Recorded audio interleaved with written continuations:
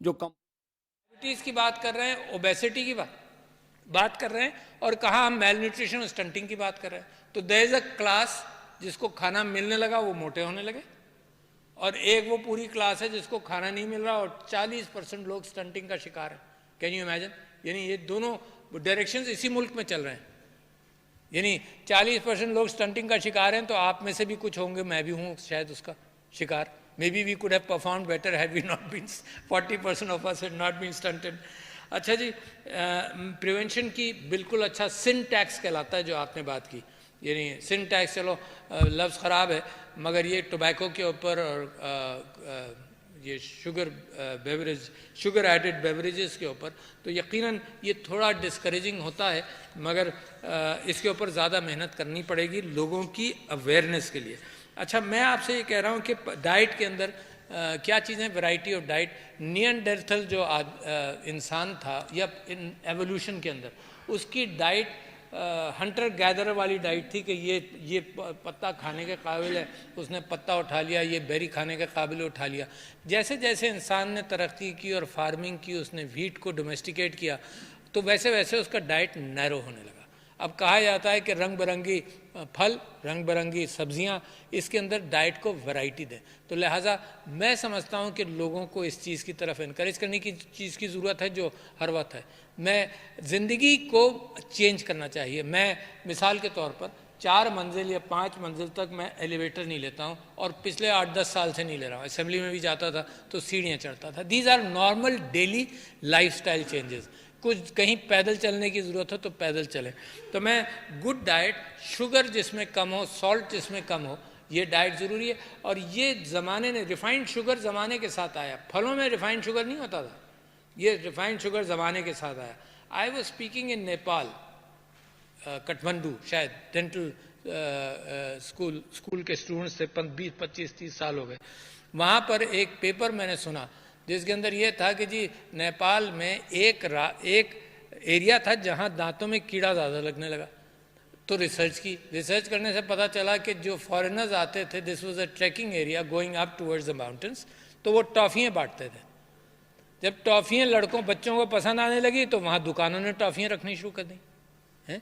तो ये जो रिफाइंड शुगर्स हैं, इसने भी बड़ा बुरा हाल किया। तो लिहाजा डाइट एंड एक्सरसाइज की हेल्थ जो है, ये एक हेल्दी कौम के अंदर बहुत सारे कैफियत होती हैं जो किसी ने उसको पूछा, हेकल था एक ऑथर, एडिटर मिस्र में, उसने सदात के ऊपर किताब लिखी, सदात के नाम से ही लिखी। उसने सदात से पूछा कि तुम इतने मसरूफ़ आदमी, you are the president of a big country, तुम ये 1 घंटा पैदल चलते हो अलेक्जेंड्रिया में, या 2 घंटे, क्यों? उसने कहा कि जब मैं चलता हूँ पैदल और सब सारा, तो जब मेरा बॉडी एक्सरसाइज करता है तो मेरा दिमाग तैयार होता है। अगर मैं सीडेंट्री लिविंग अख्तियार करूँगा तो मेरा दिमाग भी पीछे रहता है। तो मैं समझता हूँ कि these are healthy habits which have to be brought in. Cardiovascular एतबार से भी हो, डायबिटीज़ प्रिवेंशन के हवाले से भी हो, बड़ा मुश्किल है। हेपेटाइटिस, आपको मालूम है, पता नहीं कितने यार लोग हैं, फिगर मुझे याद नहीं रहता, मगर 9% of the people of Pakistan, that is a communicable disease, hepatitis का शिकार है। इनका इलाज अगर किया जाए तो इजिप्ट, मिस्र ने किया, मिस्र ने 13% से हेपेटाइटिस कम किया है। उनका इलाज के अंदर कई अरब डॉलर खर्च हुए, और आपके यहाँ आजकल ये अरब डॉलर जो है ना, यही परेशानी का बायस बने। तो लिहाजा प्रिवेंशन हर जगह ज़रूरी है। और फॉर डायबिटीज़, कार्डियोवैस्कुलर एतबार से मैं समझता हूँ कैंसर्स के अंदर, आपका भाई सारी उम्र ये कोशिश करा कि छालिया बैन हो जाए, ओरल कैंसर होता है इससे, सब म्यूकस फाइब्रोसिस होता है, फिर ओरल कैंसर होता है। उन बच्चों का अगर आप हाल देखें जिनको सब म्यूकस फाइब्रोसिस होता है, तो वो बच्चे अपना मुंह खोल नहीं सकते और ज़िंदगी भर खोल नहीं सकेंगे। Can you imagine the trauma they will go through? क्यों? क्योंकि सांस सुपारी, छालिया है, बैन भी करके देख लिया, उसे बैन वैन से कोई फ़र्क नहीं पड़ता, वो मार्केट में जनाब खूब दबाकर छालिया अवेलेबल है। तो मैं कहता हूँ कैंसर्स के अंदर जो कैंसर्स प्रिवेंटेबल हैं, of course lung cancer is preventable, of course early diagnosis of breast cancer is important, जो पाकिस्तान में बहुत ज़्यादा है। तो इन चीज़ों की तरफ तवज्जो दें। अब कैसे? मीडिया, प्रोपगेशन, टॉक शोज़, मैं अपने दोस्त डॉक्टर से कहता हूँ ये सुबह के जो टॉक शोज़ होते हैं जो ख़वातीन देखती हैं, क्योंकि ख़वातीन आज भी पाकिस्तान के अंदर वो माहौल है कि बच्चों की परवरिश का मेन हाथ ख़वातीन के पास है। तो ये सुबह के टॉक शोज़ जो होते हैं ये बड़े गौर से देखे जाते हैं। I am looking at possibilities के सलूशन पर जाएँ। यहाँ पॉलिसीज़ बनती रहती हैं, माफ़ कीजिएगा, अच्छी और बुरी, मगर यहाँ इम्प्लीमेंट करने वाले लोग नहीं मिलते।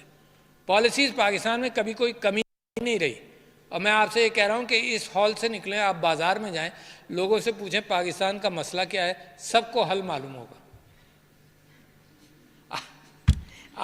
आपको हल करने वाले नहीं मिलते हल जानने वाले बहुत होते हैं तो मैं गुजारिश आपसे ये करता हूँ कि इस हवाले से एटीट्यूड, अच्छा अब ज़माना भी बदल गया ना। एक मैल्थुसियन साइकिल था पॉपुलेशन का, खूब खाने को मिलता था, पॉपुलेशन बढ़ जाती थी, बीमारी होती थी, पॉपुलेशन कम हो जाती थी।